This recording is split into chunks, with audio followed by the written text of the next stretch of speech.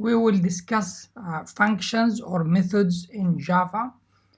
Before we do that, I just would like to introduce you to the site that we created for this course, which also linked our BBLearn or Blackboard system. But this site, here is the address, which it's Google site. It's open to everyone now. So you go there, and that's the address. And here you'll find all the videos that we created for this course. Also, you'll find the lab manual. So if you click here, you will get into the lab manual, which has all the labs details that we're doing in these videos.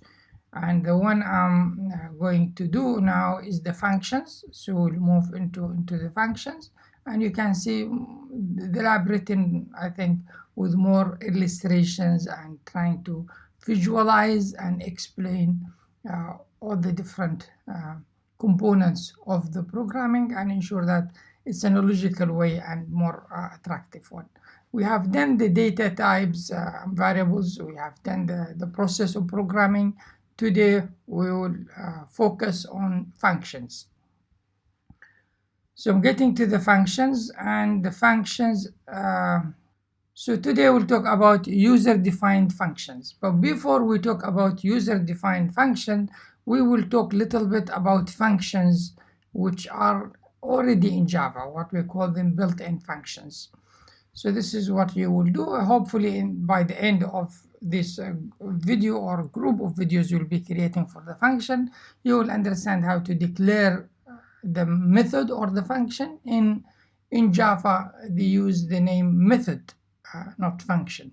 Function is a general term that's used in many other programming languages, but methods is what used in Java. So we'll declare those methods. You will give it the proper name or modifier. So later when you call it, you can call it using that name.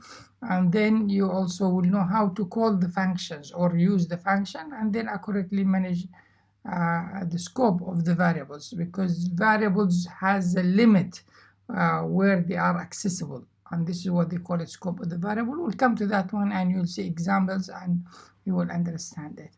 And then we'll do implementation of a simple recursion. And recursion here is when a function calls itself, and we will see that example. You will understand. So these are main 5 things you will be able to do at the end of this video. Then the limit is yours. You do as much you want to do. So what are functions? We have seen functions before. We have seen the user-defined functions. Main is a function that you create to start your code. If you don't have the main functions, which public static void main, your code will not run, because your code will require the main function to run. We have seen system.out.println, and we use it to print anything on the screen, and it's a built-in function. Println is a built-in function, and there is one called print only without ln. The ln gives a new line, so everything a new line. Print without ln give you on the same line. We'll see that one. We have seen in the input we use scanner, and then we use the next float, next double, next and all those, so to allow the user to enter data from the keyboard. This line runs, the screen will get to allow the user to enter whatever he wants to enter. He can enter so many things. And these are functions we have seen so far. We have seen main, we have seen println, we have seen next float, next double, next int. So these are functions within Java language. So why we need function or method? Basically, if you have a large code, and we will be doing some large code, you will see it's difficult to manage this code. You need to browse up, down, left, right to manage. If you break it into smaller chunks, then you can manage that smaller part or blocks or sections. Those smaller sections can be easy. You just focus on them. when you do testing of that code, you just focus on that code and make sure it is correct and is doing unique functionality. So that help you manage your code and also help you reuse your code. If you create those functions, you notice we're using system print out all the time. System out.println, we're using it all the time, and we will be using it as well. So this is already there, so when we need it, we use it. If you build a function to calculate the average of numbers, then you just call that function. If you create a function to calculate the VAT, you build it once and you call it as much as you want, and that's the benefit of it. And there are a number of built-in functions. Built-in means they are already exist in Java programming language, and the mathematic class has many of them. We'll look at them now. Let's jump into the code and let's start and create. We're using Rebel. You can use any one you like. Rebel is easy to use. You don't need to install anything, and you can share your code. You can do many things with it. So we are here, and we'll just rename this one examples on functions. We're calling it functions, but it's methods, yeah, or methods. You call it the name you like. You're just giving it a name so we can remember. Now we are here in the editor, and let's talk about a little bit about those built-in function, which they are already in Java. Let's come here. If you just add, you need to import. To be able to access those built-in functions, you need to import java.utility.star. Why star? Basically, stars give me access to all of them. In the past, we imported scanner, if you remember. This is the one only we imported. But if you want everything, you just put star. Once you put star, you get scanner, you get math, you get string, you get so many classes that's already in Java. So let's do that. If I type here math dot, as soon as you write a class or an object name and you put dot, then you will get all those different things coming on the screen. So what are those things? The first one, which has a special symbol here like this one, these are properties or fields or variables. These are values, not a process. It's a value. For example, if you want pi, you get 3.14. This is a number, a fixed number, a constant number, yeah, that you will get. So these are numbers or values, sorry. Can be number, can be string, can be anything. So these are numbers. The one down here are the methods. And you can see the math has large list of methods. You don't need to know them all.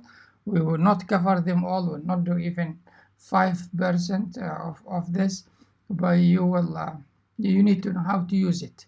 In the future, if you want to use any of it, you can go back to it and just use it if you understand the mechanism of using it.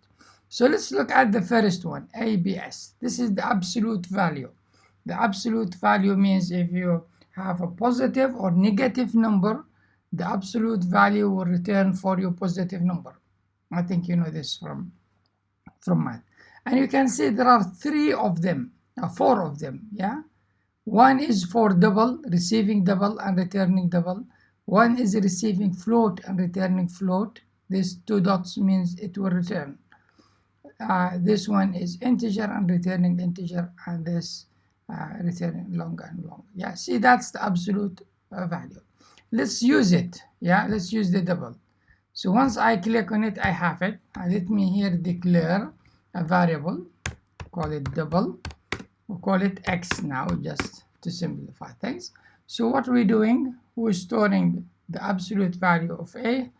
Now if a is say 100, and we come here to our system print, we'll say x plus x.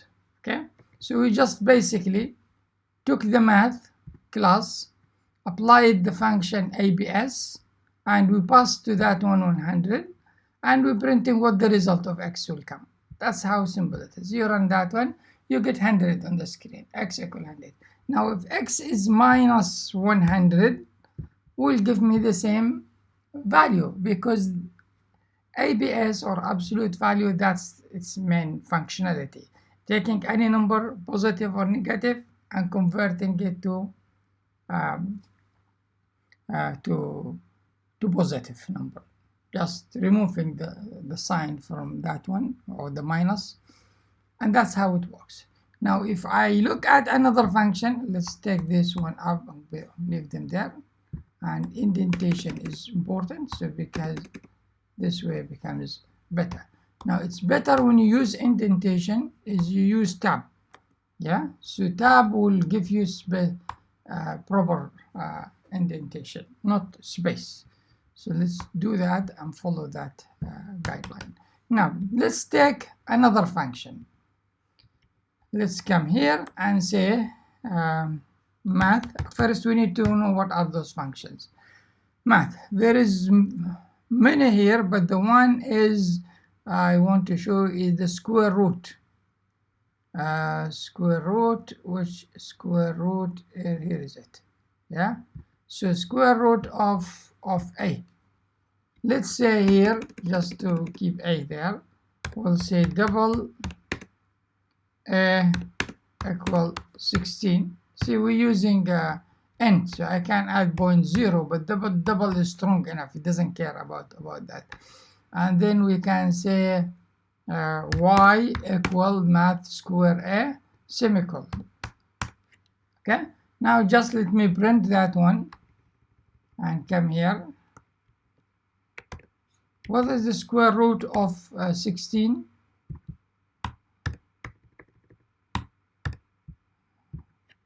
Then you just get it now. You will know that. Say I made a mistake here, and this is very good that I made the mistakes. Yeah, because I said y here. I didn't declare y.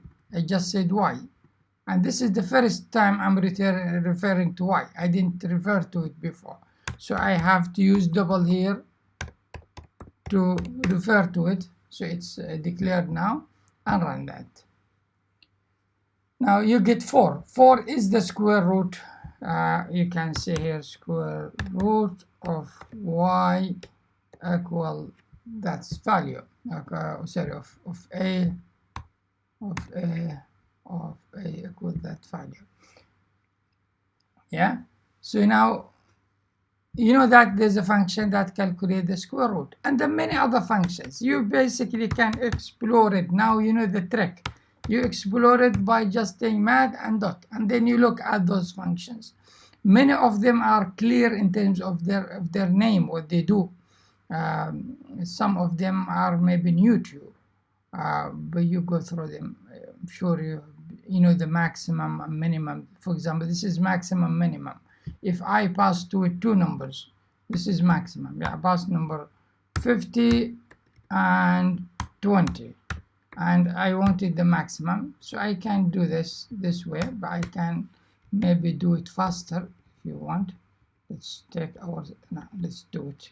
So system.out.println, and here what we can do, if you just take this one here, cut it from here and put it inside, you don't need this semicolon, and you need a semicolon here. Yeah, so basically what we're doing, you just put this inside the printout instead of creating a variable. And what do you think will come out of this one? Will come from this one 50, because the maximum of 20 and 50 is 50. So that's again another function you learn now. So max, you can add also something like this, so it becomes more maybe organize the output you get on the screen, and that's it. So you have seen the math, and math has so many functions which you can explore now, and then you can do more about it. So you can go that and look at it and continue. So you will know from the function what parameters you need to do. There's one on power, yeah. This is POW to the PowerPoint, okay. This one is require two parameters. One is the actual value that you want and which power you want to raise it to. So if I say, for example, 4 to the power 2, that gives me 16, yeah. So this is one, and I can add to it system.out.print ln, and then I can just put this one here, semicolon, and this will give me 16, as you can see on the screen. So basically it's just raising 2 to the 4 to the power 2, and you can raise it to any power you want. Yeah, want it to be 5, you just put 5. It goes 4 to the power 5 is 1024, and so on. So now you're familiar with the math function, the built-in math functions, and how you can deal with them. In the next video, we will talk about the string functions. Just before I leave, here are this is the one part of the code which give you some description.